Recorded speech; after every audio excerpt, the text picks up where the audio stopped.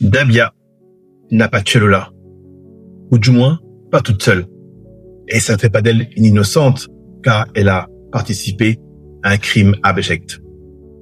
Mais elle n'était pas seule, et cette affaire a tous les signes d'un sacrifice. Tous les signes d'un sacrifice, parce que Lola a peut-être été considérée comme ce qu'on appelle un enfant Zaori.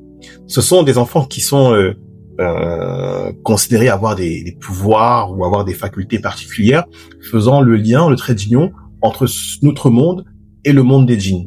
Donc, on les offre en sacrifice, soit leur sang, soit leur âme d'une certaine manière, de manière à calmer les djinns, à calmer les démons et des fois avoir accès à des trésors cachés. Ce sont là souvent des croyances très fortes dans certains pays du Maghreb. Et ça ne signifie pas que c'est un crime qui fait par ces gens-là, mais ça peut être une piste. Mais aussi, vous savez que chaque année, il y a des milliers d'enfants qui disparaissent en France sans laisser aucune trace. Il y a des réseaux très puissants de pédos et qui sont même souvent protégés par des gens beaucoup plus haut placés, car ils sont eux-mêmes demandeurs, voire acheteurs. Alors, qu'est-ce qu'on dit de cette affaire si on revient un peu dessus? On se rappelle tous, Lola, 12 ans, disparaît en rentrant chez elle. Elle n'arrive pas chez elle et ses parents donnent l'alerte ne la trouvant pas. Le papa regarde la caméra de surveillance et s'aperçoit que elle était suivie par la fameuse Dabia et donc ils vont faire une alerte enlèvement et on va retrouver la mallette le soir contenant tragiquement le corps de Lola fortement mutilé. Alors au-delà de ça, on va déjà revenir sur quelque chose de très important, c'est Dabia contre Lola. Vous le voyez sur les images, Dabia n'a pas un gabarit extraordinaire. Une jeune fille frêle, fortement déséquilibrée, perdue, désocialisée, tout ce qu'on veut. Mais déjà, la première chose qui m'intrigue, c'est que je ne vois pas comment est-ce que Dabia aurait pu, à elle seule, à ce point, maîtriser Lola. Lola est une sportive d'un bon niveau pour son âge, 12 ans, elle doit faire 40-45 kilos. Dabia ne faisait pas plus de 50-55 kilos. Donc, il n'y a pas un poids énorme. Donc, je ne vois pas du tout comment est-ce que la petite Lola se serait fait totalement maîtriser, sans crier, sans se débattre, tout ça, par Lola, qui n'a certainement pas la puissance nécessaire pour maîtriser même une enfant de 12 ans. Je fais du sport, je fais 110 kilos, et des fois, je m'amuse avec ma petite nièce, on fait un peu de bagarre, vous savez, on rigole avec les gens de sa famille, et malgré mon gabarit, il me faut pas mal de force pour qu'on réussisse à complètement maîtriser ma nièce. Un sportif qui fait du combat m'avait dit que pour neutraliser un enfant de 12 ans, il faudrait le frapper à pleine puissance. Quelqu'un qui avait le même gabarit que moi. Ça veut dire que la petite Lola aurait pas pu se laisser maîtriser comme ça, quand bien même Dabia aurait eu une arme, aurait été menacée. Il est certain qu'il y avait certainement quelqu'un d'autre qui a permis cela. Justement, ce quelqu'un d'autre, où était-il? Parce qu'il y a une question sur le lieu du crime. On a dit dans l'appartement. La sœur de Dabia habitait le même immeuble. Mais des traces de sang ont été retrouvées dans le parking. Donc, où s'est vraiment passé le lieu du crime? Le corps a-t-il été monté, déplacé d'en haut en bas ou d'en bas à en haut? Parce que les traces de sang ont été retrouvées, donc c'est probablement dans l'appartement, si on suit ce qu'on dit, que le crime donc a eu lieu. Crime horrible où la petite Lola, alors chose très intrigante, c'est qu'on lui a demandé de prendre une douche. Elle a pris une douche avant de subir des vols, des viols, des scarifications, des mutilations. Donc le fait qu'on demande qu'elle soit lavée, c'est tous les signes d'un sacrifice entre guillemets, parce que avant de procéder au sacrifice, il y a une certaine pureté du corps qui est demandée. Il faut que le corps soit propre, soit pur avant qu'on puisse faire du n'importe quoi dessus. Il est dit que Dabia aurait bu le sang de Lola.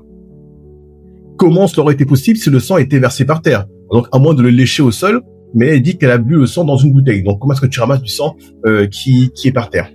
L'autre chose qui est particulièrement intrigante quand même, c'est que la sœur de Dabia serait rentrée à 22h dans l'appartement dans lequel aurait eu lieu le crime. Et elle ne se serait aperçue de rien. Pardon.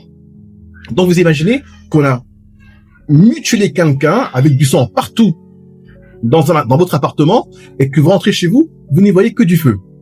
Donc soit il y a quelque chose qui là-dessus ne va pas, n'est pas clair, soit la Dabia aurait nettoyé l'appartement, mais en 2 heures seulement pour nettoyer une scène de crime.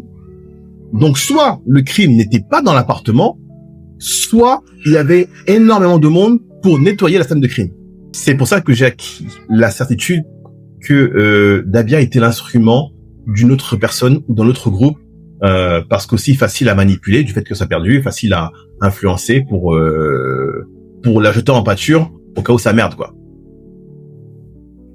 Ensuite, l'autre chose, c'est qu'on a vu Dabia repartir avec donc Lola dans une mallette. Alors déjà, c'est étonnant qu'il y avait dans l'appartement la mallette prête à l'emploi. La mallette était prête depuis longtemps pour mettre sans doute le corps dedans.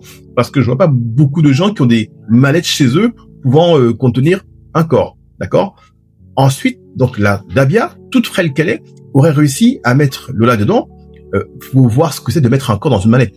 Il faut une force extraordinaire pour plier le corps, peut-être même, pardonnez-moi, casser les os pour que ça rentre bien comme il faut. Mais voilà. Donc, n'a-t-elle pas été aidée dans cette phase-là pour réussir à mettre le corps dedans? Ensuite, il a fallu qu'elle trimballe la mallette. Un élément qui a été dit par les témoins et qui n'est pas ressorti, c'est que des gens ont entendu Dabia, un peu paniquée au téléphone, dire « il l'a tué ». Ça a été confirmé. Elle a dit au téléphone « il l'a tué ». Ça montrerait un peu qu'elle était avec des personnes et peut-être même qu'elle ne pensait pas que ça irait jusque-là. On a peut-être dit « viens, on va faire un truc, on va faire une dinguerie, mais voilà, machin ». Et que c'est parti en vrille. Et donc elle a dit qu'il l'a tué. Et ça n'a jamais été repris dans l'enquête alors que les témoins l'ont dit. Donc c'est qui ce « il » Un peu en mode Omar m'a tué, tu vois. C'est qui ce « il l'a tué » Montrant encore une fois qu'il y avait d'autres personnes là-dessus. Alors la chose la plus folle ensuite, c'est que Dabia se serait promenée dans tout Paris avec la mallette pendant 2, 3, 4 heures dans Paris à tourner comme ça avec une mallette alors qu'il y a un enlèvement, alors qu'on a son signalement, alors qu'on a tous les éléments, mais personne ne l'a attrapée. Alors elle aurait pris un taxi, elle serait allée chez quelqu'un, elle serait revenue.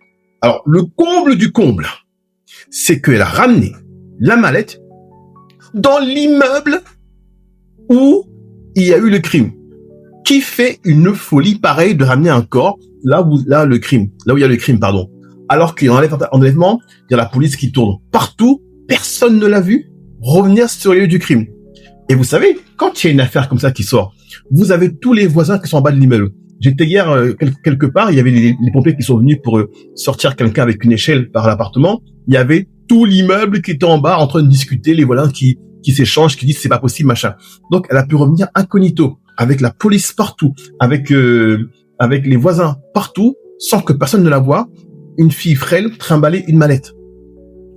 Donc c'est là que c'est d'une totale invraisemblance que, alors qu'en plein alerte enlèvement, elle revient sur les lieux du crime déposer une mallette. Et une mallette, vous savez ce que c'est de pousser une mallette qui fait 30-40 kilos pendant des heures? Même moi, avec mon gabarit, au bout d'un moment, je serais fatigué. Et la Dabia, elle aurait traîné ça partout. Donc, est-ce que c'est pas que leur plan est parti en vrille? De cette manière, le plan est parti en vrille et elle aurait ramené la mallette sur le lieu du crime en disant, hey, les gars, moi, je vous ramène le corps, débrouillez-vous. Ou est-ce que la mallette a vraiment quitté l'immeuble?